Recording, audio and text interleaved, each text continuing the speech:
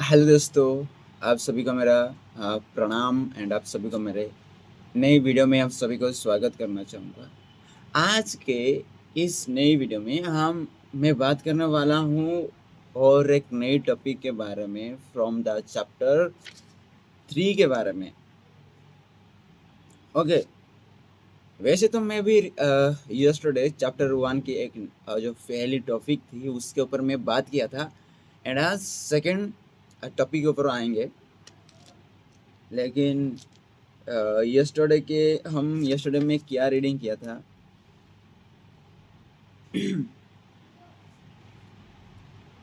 Okay, the law of least effort के बारे में कुछ बात किए थे यस्टरडे एंड आल्सो मैंने लॉ ऑफ लीस्ट एफर्ट के बारे में ऑलरेडी बता चुका हूँ जो लास्ट लास्ट वीडियोस में मैं बता चुका हूँ। ओके, एंड इसमें जो यस्टरडे जब मैंने रीडिंग किया था उसमें और एक चीज़ कहा गया है, जैसे कि हम कभी कभी नई चीज़ सीखते हैं तो हम ज़्यादा कॉन्शियस होते हैं एंड इस टाइम जिस टाइम तुम सीख रहे होते हैं ना उसी वक्त वो सिस्टम टू वर्क करता होता है, जैसे कि वो हमारे कंट्रोल में हम कंट्रोल करना चाहते हैं एंड जिस दिन वो चीज़ एक हैबिट बन जाती है, हमारी जीवन की एक हिस्सा हो जाती है हमारी लाइफ की एंड बॉडी उसे अडॉप्ट कर लेती है, तो और ज़्यादा हमें एफर्ट करना पड़ता नहीं है, वो ऑटोमेटिकली हो जाता है। सिस्टम वन कर देती है उस चीज़ को, क्योंकि वो पता है अरे इसके बाद ये करेगा तो ऑटोमेटिकली बहुत सी सारी चीज़ें वो कर देगी। Okay okay, now coming to the आज की टॉपिक। आज क्या मैं रीडिंग करने वाला हूँ। आज रीडिंग करने वाला हूँ एक टॉपिक। वो टॉपिक का नाम यह है the busy and the deflected system two. Busy और डिप्लेक्टेड सिस्टम टू के बारे में आज मैं रीडिंग करने वाला हूँ। ओके, तो पहले ज़्यादा मैं टाइम वेस्ट ना करते हुए इस टॉपिक को मैं शुरू करना चाहूँगा। It is now a well established proposition that self control and cognitive efforts are forms of mental work. Several psychological studies have shown that people who are simultaneously challenged by a demanding cognitive task and by a temptation are more likely to yield to the temptation. Imagine that you are asked to retain a list of 7 digits for a minute or two. You are told that remembering the digits is your top priority, while your attention is focused on the digits. You are offered a choice between desserts, a simple chocolate cake or virtuous fruit salad. Evidence suggests that you would be more likely to select the tempting chocolate cake when the mind is loaded with digits. System 1 has more influence on behavior when System 2 is busy. It has a sweet tooth. Okay, यहाँ पर कहते हैं कि अगर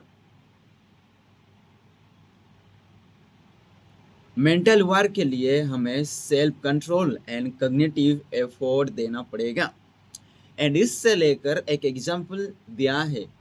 example कहते हैं, author कहते हैं कि कुछ साइकोलॉजिकल स्टडीज से पता चला कि the challenge by demanding task or by temptation more likely yield the temptation। जैसे कि एग्जांपल हो गया, इमेजिन तुम्हें एक 7 डिजिट का नंबर को रिकल करना है। ओके, 1 और 2 मिनट के अंदर and you told remembering, and तुम्हें कहा गया है कि जो नंबर को याद करना वो आपकी टॉप प्रायोरिटी है and your attention focused on, आपकी जो अटेंशन है वो फोकस्ड होगी डिजिट्स के ऊपर। एंड इसी बीच में आपको एक चॉकलेट केक और एक डेजर्ट फ्रूट सलाद आपको दिया गया। एंड ऑथर कहते हैं कि जब आप कैलकुलेशन याद कर रहे होते हो तो आपके दिमाग ऑटोमेटिकली अपना काम कर रहा होता है एंड वो चॉकलेट केक को ही सिलेक्ट करेगी। Okay, because system 1 has more influence on a behavior when system 2 is busy and it is sweet teeth के ओके, ये ऐसे कहते हैं author.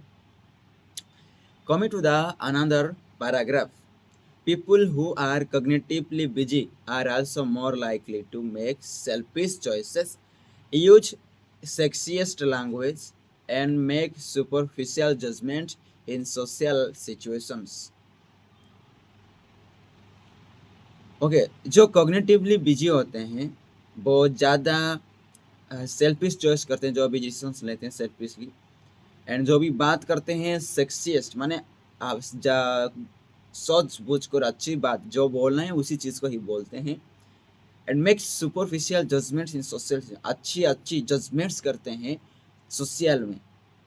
And memorising and repeating digits loosen and hold of system two on behavior, but of course cognitive load is not only a cause of weak and self-control. A few drinks have same effect as does a sleepless night. The self-control morning people is impaired at night. The reverse is true of night people. Too much concern about how well one is doing in a task sometimes disrupts performance by loading short-term memory with pointless anxious thoughts. The conclusion is straightforward. Self-control requires attention and effort. Another way of saying this is that controlling thoughts and behaviors is one of the tasks that system 2 performs. Okay, हमें पता है, मैं already जो पिछले videos में बात कर चुका हूँ कि जो सिस्टम 2 होता है वो self control, and self control थोड़ा अटेंशन एंड थोड़ा एफर्ट की ज़रूरत होती है सेल्फ कंट्रोल में। ओके, एंड जो भी चीज़ें हमें याद करवाना है या जो भी चीज़ें हमें सेल्फ कंट्रोल वेकेंड करना है, जो भी वीकेंड हो गया या स्ट्रिक्ट करना है, सारी चीज़ें हमारी सिस्टम 2 के अंदर होती है एंड सिस्टम 2 की ही यूज करके हम उस चीज़ को करते हैं। And coming to the another paragraph, a series of surprising experiments by the psychologist Roy Baumeister and his colleagues has shown conclusively that all variants of voluntary effort, cognitive, emotional, or physical, draw at least partly on a shared pool of mental energy. Their experiment involves successive rather than simultaneous tasks. Okay, एक psychologist जो कि name है Roy बोमिस्ट, and उनके colleagues को लेकर एक experiment किए, and उस एक्सपेरिमेंट किस ऊपर, कॉग्निटिव, इमोशनल एंड फिजिकल को लेकर। एंड एक्सपेरिमेंट इन्वॉल्व सक्सेसिव होने के बजाय वो साइमल्टेनियस टास्क हो जाती है। Okay, and Baumeister's group has repeatedly found that an effort of will or self control is tiring if you have had to force yourself to do something. You are less willing or less able to exert self control when the next comes around. The phenomenon has been named ego deflation. In a typical demonstration, participants who are instructed to staple their emotional reaction to an emotional charged film while later perform poorly on a test of physical stamina. How long they can maintain a strong grip on a dynamometer in spite of increasing discomfort. The emotional effort in the first phase of the experiment reduces the ability to withstand the pain of sustained muscle contraction and ego deflected. People therefore succumb more quickly to the urge to quit. In another experiment, people are the first deflected by a task in which they eat virtuous food such as radishes, curly, while resisting the temptation indulge in chocolate or rich cookies. Later, these people will give earlier than normal when faced with difficult cognitive tasks. The list situation and tasks are now non-deflect self-control is long and varied, involved conflict and need suppress a natural tendency. Okay, इस paragraph में author कहते हैं जो लोग जो cake को ना choose करते हुए उनके खिलाफ जाकर उसकी जो सिस्टम वन के खिलाफ जाकर जो फ्रूट सलाद को चूज करे थे ओके वो एक ज़्यादा एक डिफ़िकल्ट सिचुएशन को डिफ़िकल्ट जो काम डिफ़िकल्ट जो मल्टीप्लिकेशन थे उसे कर पाते थे दान द जो नॉर्मल इंसान जो चॉकलेट को चूज किया था खाने के लिए ओके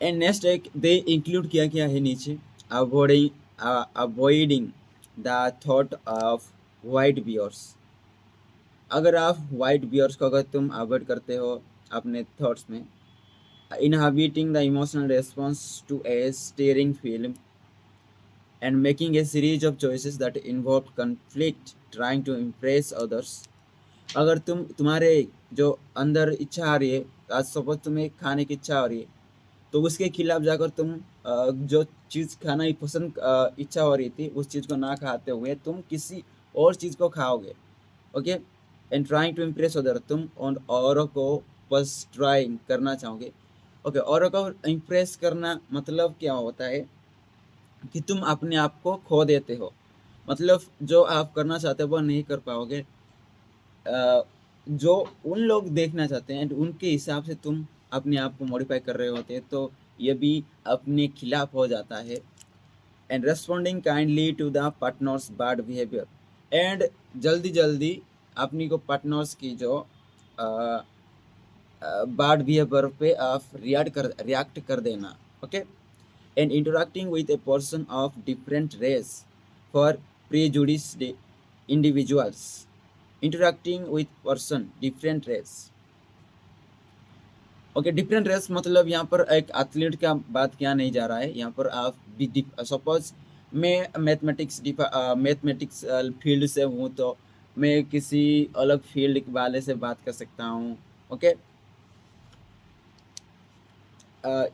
इस टाइप का रेस है ओके नेक्स्ट है the list of indications of deflection is highly diverse जो डिफ्लेक्शन दे रही है जो हाईली डाइवर्स है उसके बारे में हम तो अब देखते हैं क्या क्या वो है डेविएटिंग फ्रॉम वंस डाइट अगर हम किस डाइट से एक हम डाइट तैयार कर रहे हैं एंड एक दिन फॉलो किया 2 दिन किया एंड तीसरे दिन हम फॉलो नहीं कर पाए एंड उससे हम डाइवर्ट हो गए इससे भी हमारा डाइवर्स ज़्यादा डाइवर्स हाईली डाइवर्स हो जाता है and over spending on impulsive purchases and बेवजह हम पैसा खर्च कर देते हैं जो भी चीज़ हमें दरकार नहीं है नीड नहीं है लेकिन उसे हम खरीद देते हैं इसमें भी आपकी जो डिफ्लेशन होती है वो हाईली डाइवर्स हो जाती है नेक्स्ट आता है reacting aggressively to provocation and जो भी चीज़ आपके सपोज किसी ने आपके कुछ भी आपके बारे में कुछ बोला एंड जो कि एक रियल ट्रूथ है about your self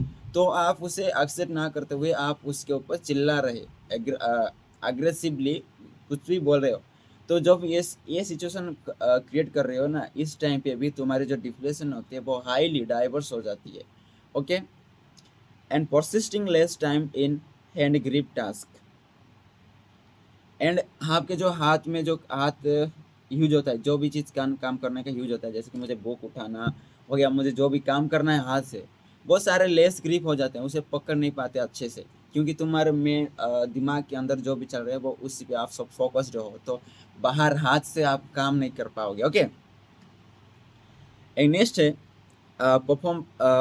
performing poorly in cognitive task and logical decision making. और ये बेस्ट थिंग, ये एक सबसे अच्छी एग्जाम्पल लास्ट में दिया है कि अगर आपकी जो है हाईली डिप्रेशन हो रही है, हाईली डाइवर्स हो रही है आपकी जो डिप्रेशन, तो ये इंडिकेट करेगा कि आप ना ज़्यादा कॉग्निटिव नहीं हो सकते। मतलब कॉग्निटिव का अरिथमेटिक जैसे कैलकुलेशन हो गया, लॉजिकल थिंकिंग सोचने के लिए भी ये ज़रूरत होती है। तो अगर आपकी डाइवर्स डिप्रेशन डाइवर्स हो जाती है तो आप इसमें भी आप अच्छे नहीं हो सकते। तो next coming to the another paragraph, that is the evidence is persuasive. Activities that impose high demands on system to require self-control and exertion of self-control in deflecting and unpleasant. Unlike cognitive load, ego deflation is at least in part a loss of motivation.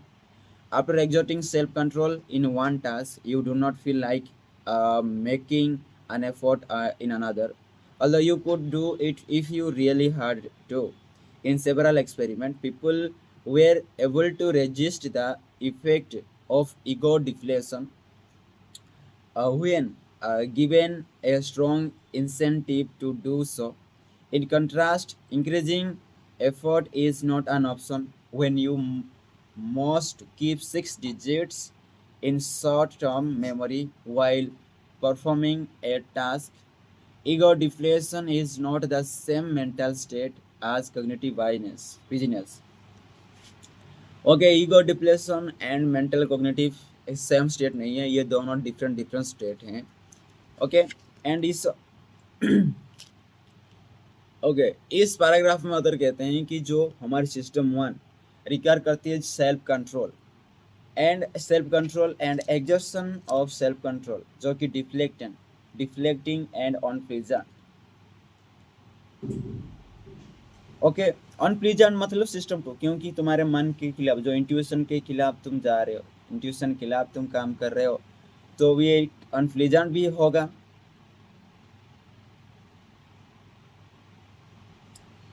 And after exerting self-control in one task, you do not feel like making an effort in another, although you could do it if you really had to in effort. Okay, exert, suppose मैं reading कर रहा हूँ and उसके साथ मुझे कुछ करना है।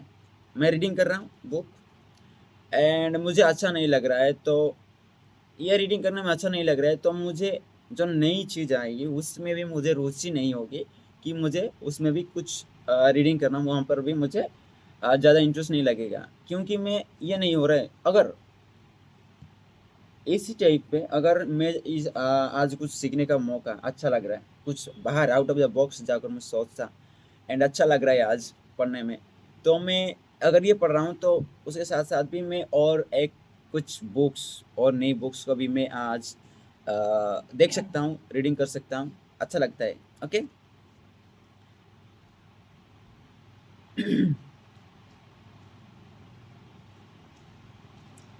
ओके एंड कुछ एक्सपेरिमेंट्स देखा गया है कि जो कुछ एक्सपेरिमेंट में जो लोग होते हैं वो अपना जो ईगो डिफ्लेशन को वो रजिस्ट कर लेते हैं। इसका मतलब कि when strong incentive to do, कुछ करना है तो वो उनके खिलाफ जाकर कर लेते हैं। Okay, and coming to the next, that is the most surprising discovery made by Bumister group source, as he puts it, that the idea of mental energy more a mere metaphor. The nervous system consumes more glucose than most other parts of the body, and effortful mental activity appears to be especially expensive in the currency of glucose. When you are actively involved in difficult cognitive reasoning or engaged in a task that requires a self-control, your blood glucose level drops. The effect in analogous, the runner who draws down glucose stored in her muscles during a sprint. The bold implication of this idea is that the effect of ego deflection could be undone by ingesting glucose, and Baumeister and his colleagues have confirmed this hypothesis in several experiments. Okay, Baumeister and उनकी जो group थी वो एक चीज़ को निकाला खोज निकाला कि ये देखा गया है कि जब आप किसी चीज़ के ऊपर ज़्यादा थोड़ा इन्वॉल्व होते हैं, जैसे कि हो गया आपके मैथमेटिक्स कर रहे हो, किसी लॉजिक चीज़ के बारे में आप सोच रहे हो, तो उस टाइम पे आपकी बॉडी, आपकी दिमाग के अंदर ना ज़्यादा ग्लूकोज यूज हो रही है। एंड अगर तुम ज़्यादा ही मैथमेटिक्स वाला काम कर रहे हो तो आपको दिमाग को वो प्रेशराइज करता है, ग्लूकोज ब्लड को प्रेशराइज करता है, तो ग्लूकोज को लाने के लिए, एंड वो बहुत ज़्यादा खाती है, ज़्यादा expensive in the currency of glucose. Glucose के करेंसी हिसाब से देखें तो बहुत ज़्यादा एक्सपेंसिव है। ओके, एंड जो नेक्स्ट ला पैराग्राफ देखें तो क्या है कि volunteers volunteers in one of their studies watched a short silent film of a woman being interviewed, and we asked to interpret her body language while they were performing tasks. A series of words crossed the screen in slow succession. The participants were especially instructed to ignore the words, and if they found their attention draw away, they had to refocus their concentration on the woman's behavior. This act of self-control was known as cause ego deflation. Okay, एक story की है जहाँ पर उन्होंने एक movie चलाया एक women की, एंड उसके अंदर जो सबटाइटल या आप कैप्शंस बोल सकते हो वो भी चलाया, एंड उन्होंने बोला कि आपको जो वर्ड्स आ रहे हैं, जो कैप्शंस आ रहे हैं, उसी में आपको फोकस नहीं करना, सिर्फ वोमेन पर फोकस करना है। अगर तुम्हारी फोकस इस जो कैप्शन पे ऊपर आ रही है तो आपको रीफोकस करके आपको कहाँ उस वोमेन के पास ही रखना है। ओके, इससे आप क्या करते हो कि आप ego deflation cause ego deflation. Okay, and all the volunteers drank some lemon-tea before participating in tasks. The lemon-tea was sweetened with glucose for half of them and sweet Splenda for others.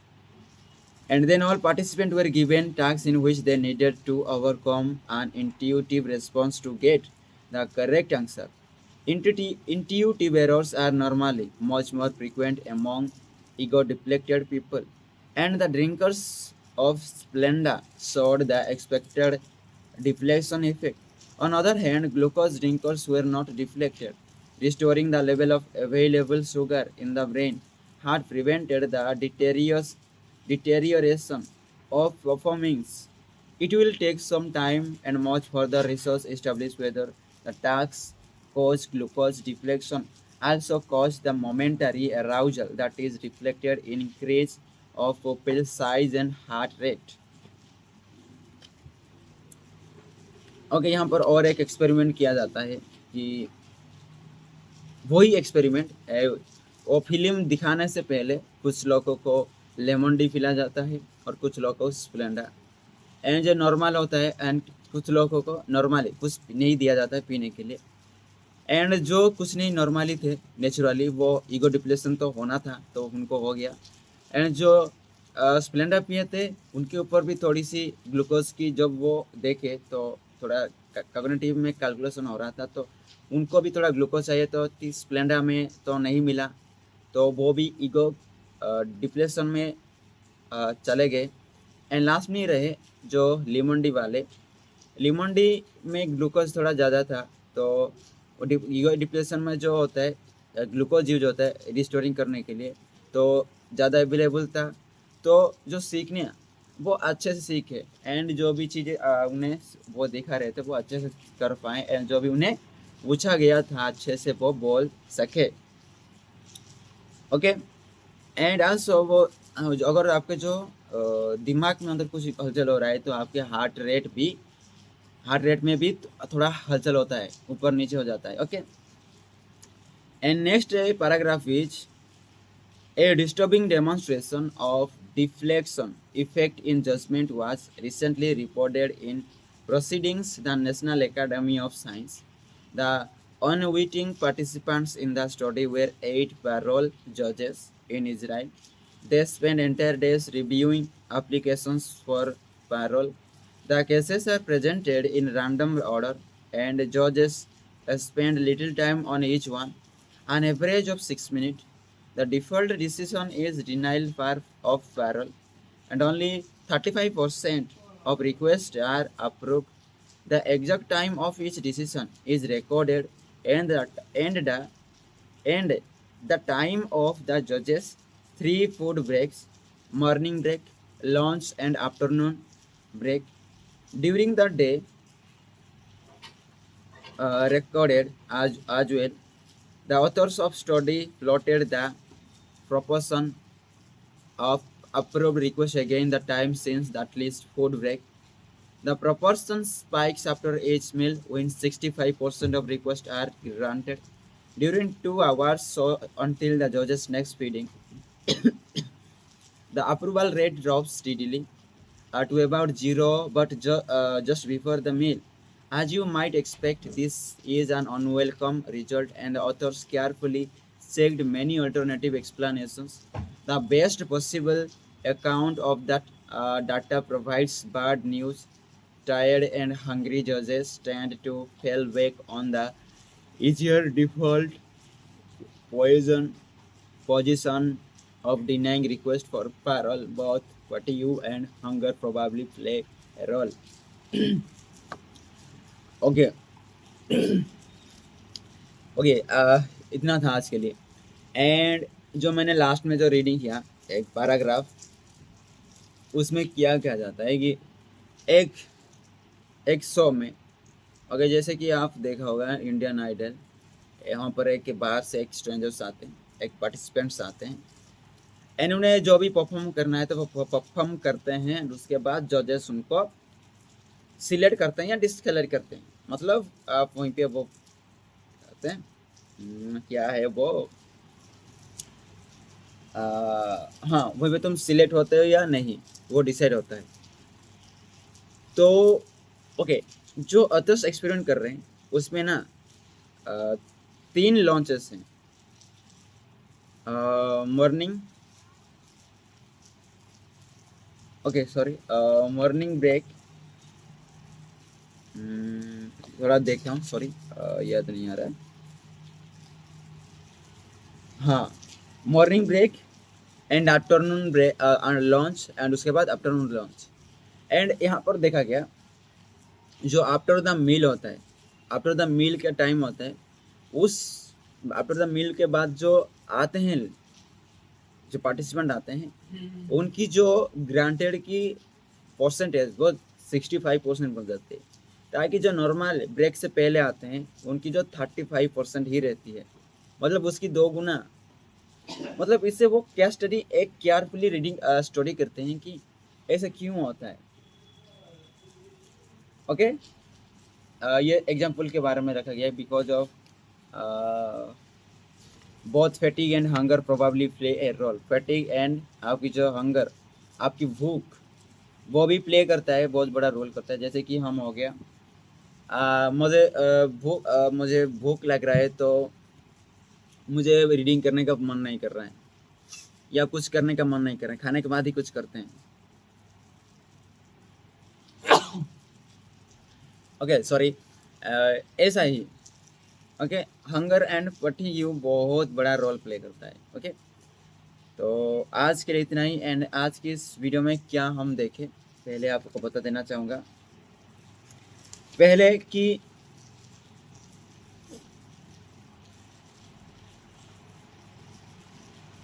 जो system 2 use करते हैं ना, system 2 को use करते हैं, जो भी कुछ कर रहे काम कर रहे हैं, वो ज़्यादातर अच्छी बात, मतलब सोच समझ कर बोलेंगे ना कि हाँ यूज सेक्सियस लैंग्वेज, सेल्फिश चॉइसेस करेंगे, अपने लिए करेंगे, एंड इतना सुपरफिशियल जजमेंट्स करेंगे जो सिस्टम 2 को यूज करते होंगे। ओके। एंड ईगो डिप्लेशन क्या है? ईगो डिप्लेशन के बारे में पता चला। ईगो डिप्लेशन होता है जब एक चीज़ के खिलाफ जाकर आप करोगे। सपोज मुझे कहीं जाना है लेकिन वहाँ पर ना जाते हुए मैं कहीं और जाता हूँ, तो यहाँ पर ईगो डिप्लेशन कॉज हो रही है। एंड अगर ईगो डिप्लेशन कॉज हो रही है तो आपकी जो कैलकुलेशन करना चाहते हो, जो भी उस टाइम पे अगर तुम कैलकुलेशन कर रहे हो तो वो नहीं होगा। एंड मेरी मुझे एक एग्जांपल याद आई कि आप सबको पता होगा कि मैथमेटिक्स को आप सुबह करने से बहुत अच्छा होता है एंड अच्छा भी आप कर पाते हो। क्यों?